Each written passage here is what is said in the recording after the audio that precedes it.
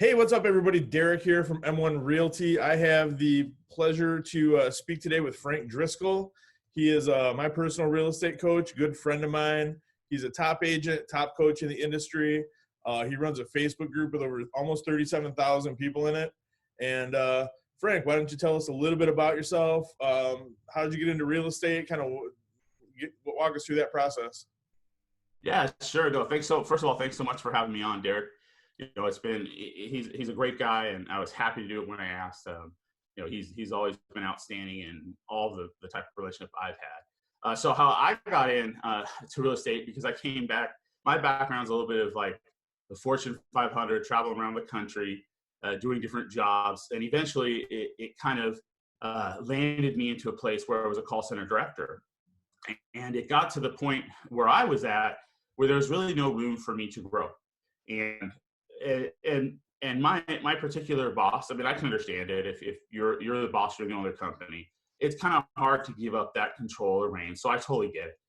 But one of my friends that was out of Las Vegas, he was always kind of pushing me towards real estate.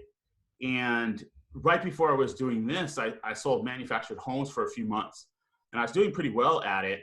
And the problem was when people would call and ask me which one, hey, Frank, should I buy a regular home or manufacturer? I said, buy the regular home. I think it has better value.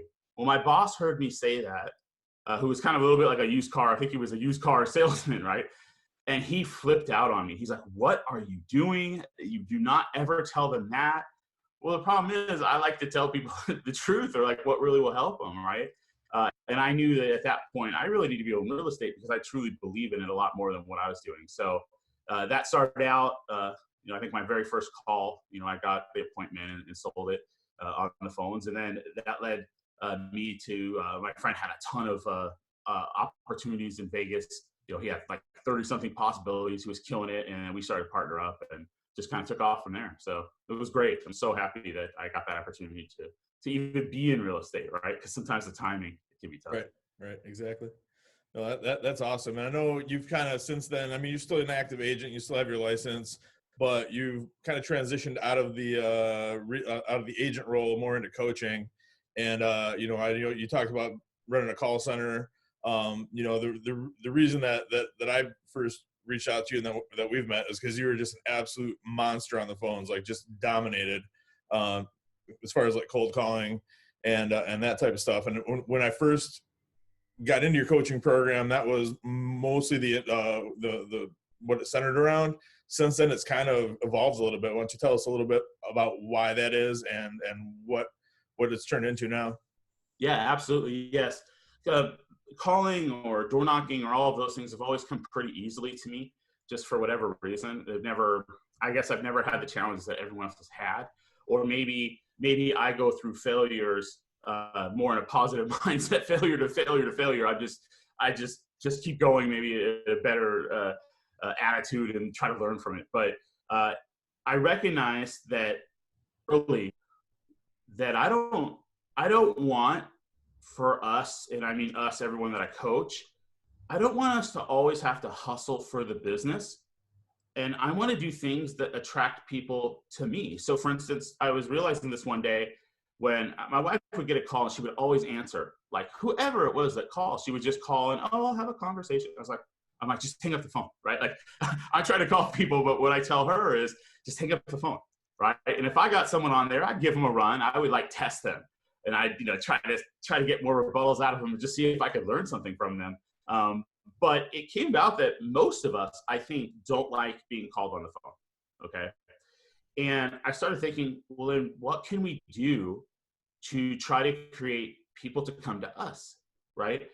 And that's what started originally with creating like cold calling closers. Well, if I can develop systems like that where I get coaching from that, because I'm trying to give value in that group. Before it was real estate agents, mastermind group, that I had a lot of people coming to me because I was giving advice and those things. So I thought, well, what if we create like a Facebook community group, right? Where it's not about real estate, because a lot of agents make the mistake where they create a group that's about real estate and then go, okay, and I'll just do it all real estate, and then they'll buy from me.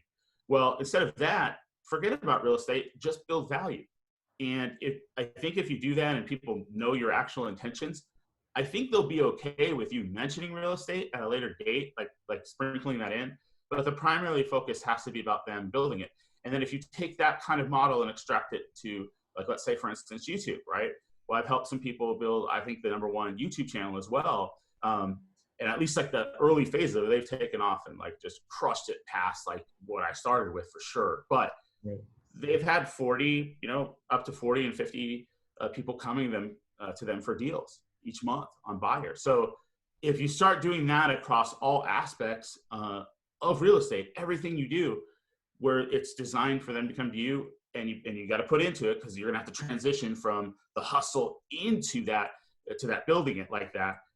I think once you have that set, and the more it transitions, the greater it is. And I truly believe, like, at any point they could outlaw calling, right? Because a lot of people don't like it, right? Right. They already don't like it with robocalls and those kind of things. But if it's not something positive where people are gaining, then generally speaking, they're not going to gravitate towards that. And as you see the explosion of social, which is why, right, we're doing this interview and all that, because the more value we can give people, the more they're going to get to know, like, trust us, and just come to us naturally. So hopefully that answers the question pretty thoroughly. Oh, definitely. That's I couldn't agree with you more as far as that goes either. And it's, I get what you're saying. It's definitely still hustling. There's a lot of work that goes into building out a successful YouTube channel or a successful community group. But it's a different kind of hustle, and the end result is right. Instead of just constantly making it a one-way street, you have people coming to you, which is ultimately what you want in this business anyway. So, Absolutely. So in the position that you're in, I know you've got your podcast and with your coaching business, you have the opportunity to speak to some of the biggest names in the industry. So, Ricky Carruth, Ryan Finch, Joshua Smith. What have you gained from that, and who are your influences? Oh, that's a great question. I think for me, when it first started out, I think my first person was actually an agent that was just a killer agent. I had a bunch of people I was looking to bring on and to just see what I could do to help, like, her. And I actually gained a lot from just watching her hustle, learning how she used the marketplace in Facebook to just honestly dominate. She had like 100+ listings at one point. Okay. And I love, because every single guest that I brought on, and sometimes this happens on and off the air, like I never know where it's going to happen, but I always learn something from them, or I get to know them more, or I'm looking for ways to help. Okay. So, and it's really cool because when you lead with value, I don't always expect that I'll get something back necessarily, but pretty much every time I think I have. So, like for Ricky, in talking to him off the air, it was absolutely wonderful to hear that, he really is that genuine person that you see, like, in it. I learned very quickly that this is really who he was and how he was explaining things to me. And it was really cool to see that in action. And then a couple tips that he gave for me, to help me grow on social, which was really nice of him. Right.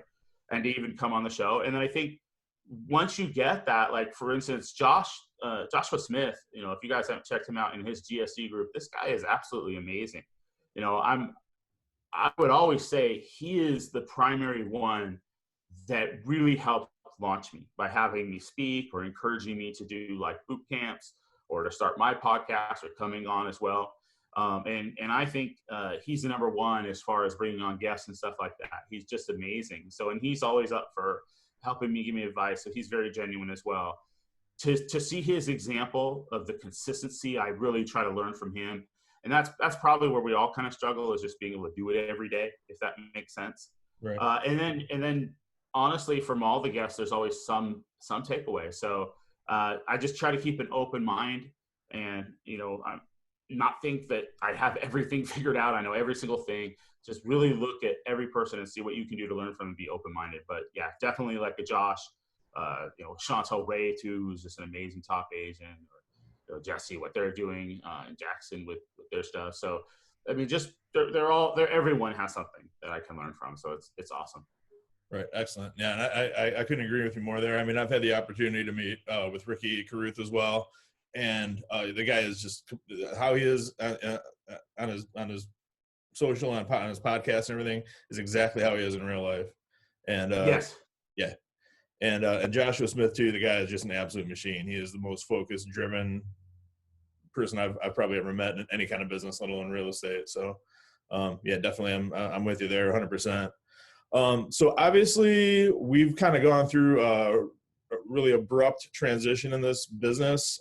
Things that we were all doing a month ago are completely different now.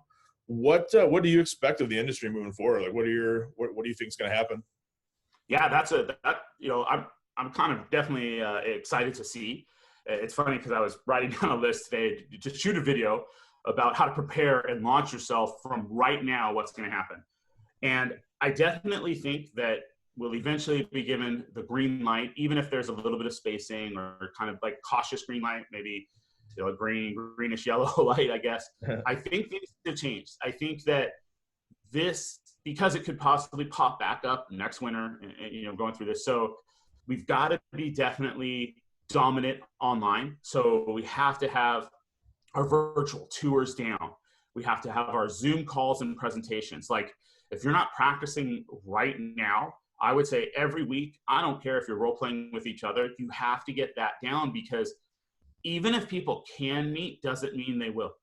Like, people will still be a little hesitant.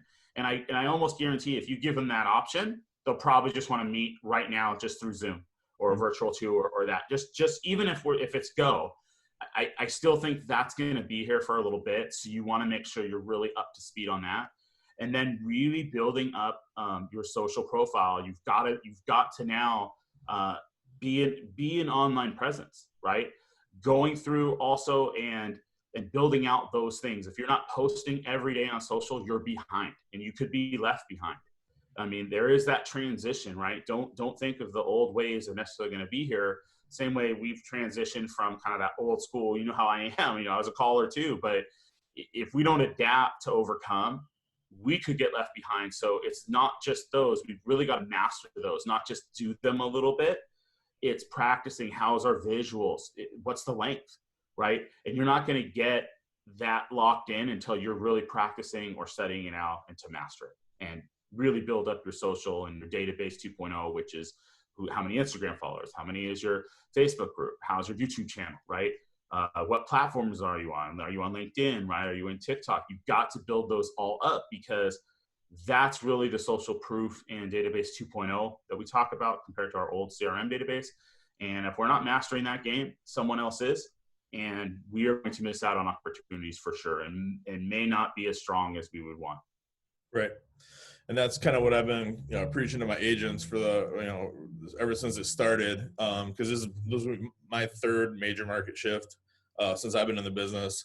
And each time it's how quickly can you pivot, and the people that pivot the quickest and are the ones that are going to have the most success, and everybody else is going to be left behind. So I don't plan on being left behind. So exactly. And you won't be. Yep. So you kind of spoke to my next question. But I guess if you had to, if any agents that are watching this, if you had to give them your top 3 things to do right now, like right this very second as an agent, what would you recommend? Sure, that's a great question. And now obviously it would depend on each individual's agent's situation, right? So it's always hard when you say like a top 3 in general for every agent, because some are going to be a little different. But the first thing I would probably do is I'm going to reach out to every single person in my sphere, past clients, right? And I'm going to find out how they're doing. I'm going to check to see if they're okay and if there's anything that I can do to help. I'm not even going to talk about real estate. If it comes up, sure, great, awesome, okay? Mm-hmm. And a lot of times people will just naturally pivot to that. So I'm going to be ready, and I'm going to let them know, right, that, hey, maybe on a follow-up after I've talked to everyone, maybe the people that I haven't, I'd probably send out some kind of email to the group or some kind of message letting them know that, hey, I'm here if anything else you need, and that I am getting some people that are reaching out. And if you have any questions whatsoever, just hit me up and I can go over it with them. So establishing contact, making sure that they know you're there and you care about them. Real estate probably will come up just because that's, you're an agent and you pivot to that. But lead with help and letting them know that you care, and if there's anything they can do. Some might be laid off, so have some resources, so some jobs you can give them, right? Even if it's temporary. Be ready for what the questions you're seeing. So that's number 1. Number two is I would personally try to load up now your pipeline.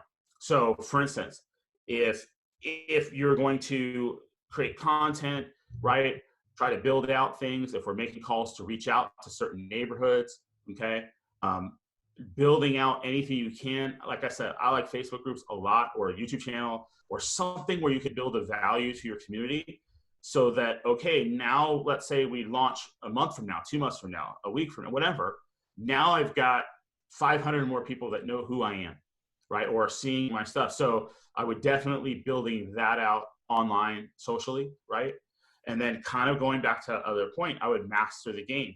So this is where I would invest in either training or coaching or watching free things online for as much as I could, just scour that to really build your skills up. So whatever you can do, find out how to improve and get to the next level so that you're building that so that when they do give us the go ahead, we're ready and we're prepared and we have those skills that are necessary to thrive now in this new environment. So that's what I would be to be able to make that pivot, right? Yep. That's awesome. That's great advice. And, I know you work with agents all over the country. I think most of the people primarily that'll be seeing this will be in the Detroit area. Although Sure. this is going out to, people that I'm friends with all over the country as well. So in your experience, because this is what I hear kind of frequently from agents, or in this market. Well, that might work in California, but it doesn't work here. Have you found any fundamentals of the business that don't work anywhere, or that don't work everywhere across the country? Yeah, I mean, look, there could always be some particular thing, right, versus another. But here's what I found, because I've coached a lot of people that have said that phrase. The second we think that, you're right. Like, I agree with you if you think that way, because now your mindset is such. So every negative thing that ever happens is being reinforced at a massive level that's causing you to say, see, right? And then every positive thing is almost like luck, like it shouldn't happen. Look, here's what I would say, and it doesn't really matter the area because I've done this so many times with so many people. Stick to those basic things that we just talked about right before, and it's going to work for you as well. Okay. Even if percentages are slightly higher or lower, okay, we have to be positive in our mindset. And remember, some of these things take 6 months to build momentum. In fact, most things that are worth doing for me have taken about 6 months of hard work, of day in, day out, right, to build that up and to get better or to get traction. And then once I have the momentum, oh my gosh, it makes it so much easier in whatever I was doing. So I would say stick with it in a positive mindset and believe, because whatever you think, I think you're right. So if you think that way, probably that's what you will experience. So, but if you have a positive mindset, I also think that's what you'll experience. So you're really controlling your outcome and then put in the hustle and the grind and the work. Awesome. And as far as Facebook groups go, I've been trying to get all my agents to start their own community groups, and they're finally starting. Most of them are starting to do that, and some of them already had groups going and everything. But I think I was one of the first people into your group. A couple years ago, I was for sure one of the first 100 people in there, and now you're at 37,000 members. What have you done to build it up so fast, so big? You know what? Number one thing is consistency. It's like we kind of want the shiny bullet. I know I try to think of things, and don't take me wrong. I'm always trying to create advantages or things that are going to grow it out and and going through. But the first foremost thing is and I always ask myself this I would say probably once a month. I write this out. What are the 10 ways that I can give more value to my group? Right. So I start with that. And usually from those 10, I get one or two things, right, that I can add. So as an example, there's a lot of when I first started, right, in my group, there wasn't that much activity. It was just me posting and no one saying anything. Okay, now it's overwhelmingly the other way and I'm super happy. But wow, for the first several months, there was basically me and maybe one or two other people. And what I found is everyone just kept posting their listings. And I'm like, okay, well, I'm just going to create a post so that everyone can post their listings, right? Maybe they want to post like their business. So then I create a post, right, in a community Facebook group. What I advise my coaching clients is create a post like once a week where you can kind of mention you're a real estate agent, and then anyone else can post their business. Because that usually is one of the most popular posts, right, for for people that are in there, for the agents themselves that are watching it. So give the people, if you can, what they're looking for, and try to just give real value. Answer all the posts. This is something that I've done for a long time. When I see messages to me, I always reply or say yes. I try to be very diligent. Obviously, it's much harder now, just the amount of time, because it's hard to like everyone or comment on them. But I'm still going in there when I can and putting forth a lot of effort. It's just at this point, at this size, it's a little different game. But you still want to be present. You can't just have a group, not do anything, and then expect all the results. If you're putting a lot of effort in, you're going to get a lot of results out. If you're putting a little effort in, you're getting a little out. And don't worry so much about the exact growth. This is a hard thing because you're thinking, well, when is this going to make me money? When am I going to get a deal from it, right? Well, I had one person that 3 weeks ago, she just did a group and she got 10 buyers from it, right? I've had one where the day they created it, got 3 buyers. And I've had some that, man, it's been, it takes 5 or 6 months, right? Mm-hmm. Before they get any interest. We don't know that part, but we know we can build the greatest group we can, right? We can look at others and see what they're doing, constantly trying to improve it.